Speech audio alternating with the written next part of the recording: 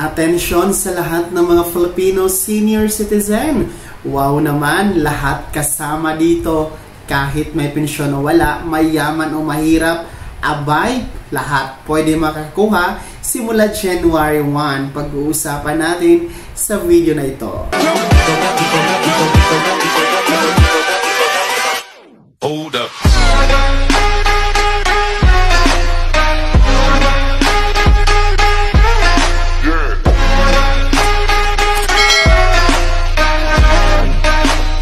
Hello mga ka-vlogs! Welcome dito sa aking YouTube channel. Magandang araw po sa lahat ng mga manonood. Saan po kayong dako sa mundo? Kumusta kayo mga ka-vlogs? Aba po, lahat ng mga senior citizen, mayaman o mahirap, may pensyon o wala, simula January 1, pwedeng makakuha nito. Mamaya ating pag-uusapan ang detalye. Pero bago ang lahat, kung bago ka pa lang dito sa aking YouTube channel o di kaya hindi ka pa nakasubscribe, abay click nyo muna ang ating subscribe button na nasa baba o kaligtaan na pindutin ang notification bell. Ilagay niyo po sa all para naman updated kayo sa lahat ng mga videos na aking i-upload. Magandang balita po sa lahat ng mga Filipino senior citizen.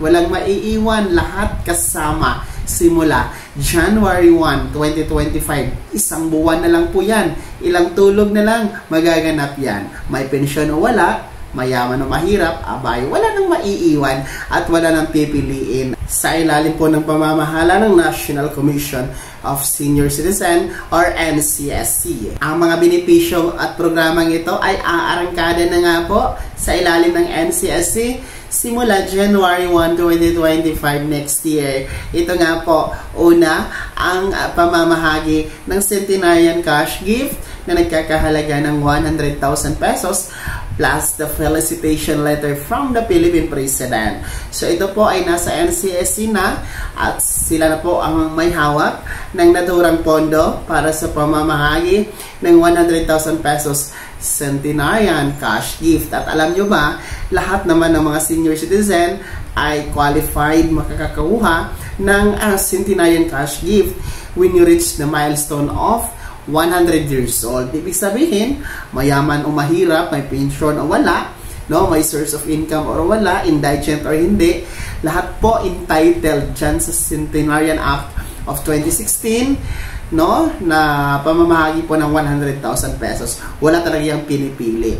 Pangalawa po, na po pwede sa lahat, starting January 1, ito pong ating expanded Centenarian Act mga ka-vlog. So, revise lamang ito from the Centenarian Act of 2016 dahil nga po hindi lahat ng mga senior citizen ay nakakaabot ng 100 years old o pagiging centenarian, kaya binabaan, no? Kahit pa paano po mas maagang matitikman ng mga senior citizen na aabot sa insaktong edad 80, 85, 90 at 95 years old, no, may paunang 10,000 piso cash gift na makukuha nila po under the NCSC mga ka-vlogs. So, hindi naman po ito deducted, no, kung sakaling aabot sa 100 years old, iba pa rin po yung 100,000 pesos na ibibigay. Parang pauna lang talaga, advance, itong ating Expanded Centenarian Act na 10,000 pesos cash gift. Kahit pa paano, mas marami po ang makakatikim sa Expanded Centenarian Act, no? Dahil marami naman po tayong mga senior citizen ang umaabot talaga sa 80, 85, 90 at 95 years old. Exact talaga na edad yan ha. So hindi po pwede yung 81, 82, 86, 87 dahil ang sinasabi talaga ng Expanded Centenarian Act, insaktong edad na 80, 85, 90 at 95 years old ang pwedeng makakuha ng 10,000 pesos. So good news talaga ito. Alam nyo ba ilang tulog nilang, ilang araw na lang? No? I think 1 month na lang. No? Mag-i-implement na ang NCSC nito starting January 1, 2025. Lahat po ng mga Filipino senior citizens ay pwedeng maka-avail, pwedeng maka-apply at pwedeng makakuha sa mga cash gift na yan. Whatever, kung kayo po ay indigent or hindi, may source of income or wala, may sakit o wala, may nag-aabot na sustento sa anak or wala, no? May pensyon o wala, mayaman o mahirap, lahat kayo entitled sa mga cash gift na yan. Wala pong pinipili dyan. no? Hindi naman po yun, hindi naman po ito social pension na pinipili. So, ang social pension lamang po ang may pinipili, yung 1,000 piso na buwan ng pensyon, para lang yun sa mga mahihirap o indigent.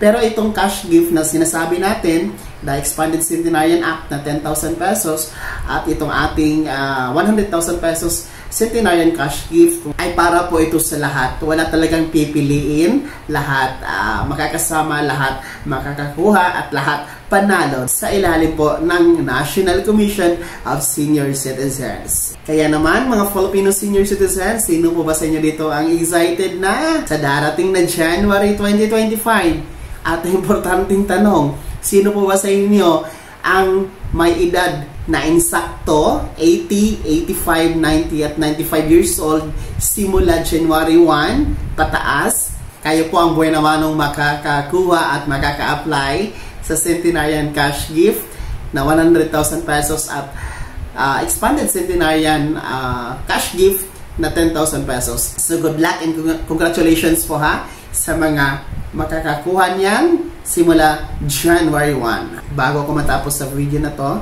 kung gusto niyo pong sumuporta sa aking YouTube channel, maaari niyo pong i-click ang ating super thanks button na nasa baba. Sa mga gusto maging miyembro, pwede po i-click yung ating join button. Maraming perks dyan. Be my member mga ka-vlogs. Sana'y naging gabay ang video na to kung paano pag-uusapan natin ang mga mahalagang bagay na may kinalaman po sa benepisyo, programa at ayuda ng ating mga Filipino senior citizen. Kung hindi ka pa nakasubscribe dito sa aking YouTube channel, maaari nyo nang i-click ang ating subscribe button na nasa baba. Huwag nyo kalimutan na pindutin ang notification bell. Ilagay nyo po sa all para naman updated kayo sa lahat ng mga videos na aking i-upload. Maaari nyo din i-like ang video na to. At kung meron ka pang makatanungan, maaari nyo i-komento sa comment section na nasa baba. Paki-follow din po ang aking official Facebook page na nasa screen nyo. Muli po, ako si Daniel Timpawa na nagsasabing dito sa aking YouTube channel, Pawang Katotohanan, at lahat totoo lamang.